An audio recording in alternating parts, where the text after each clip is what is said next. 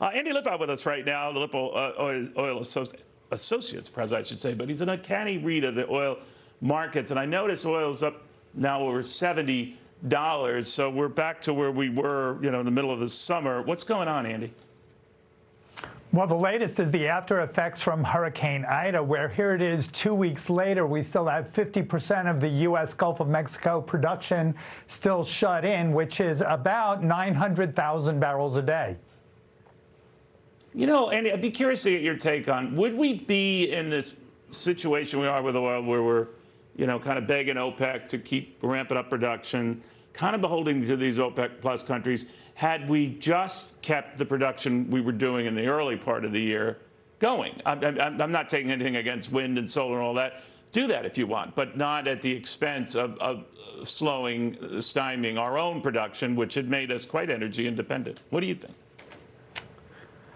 Well, I think OPEC Plus continues to like these higher prices. And what we've seen here in the U.S. is policies that really are discouraging oil production, whether it's from a lesser amount of drilling permits to making it more difficult for Gulf of Mexico production going forward. And as you've been talking about inflation and energy prices have been going up, the Biden administration has turned to OPEC Plus because that's a ready supply of additional oil to the market.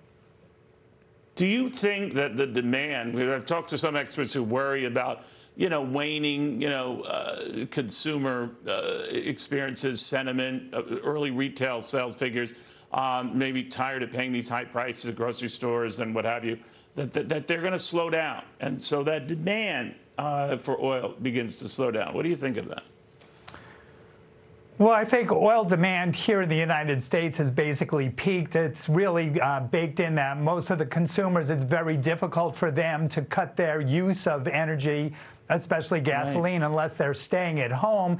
And of course, we are going to have a structural change of a lot of office workers will be working from home, not full-time in the office. But the consumer should actually look at the other part of their energy bills being natural gas, because natural gas prices have been on a tear here lately, up about 25% over the last couple of months. And 40% of our electrical power generation comes from natural gas. And many homeowners are using natural gas for heating oil during this, during this upcoming winter season. All right, we'll keep an eye on it. Andy, very good catching up with you. Andy Lipow follows oil again. Oil now over $70 a barrel, the highest it has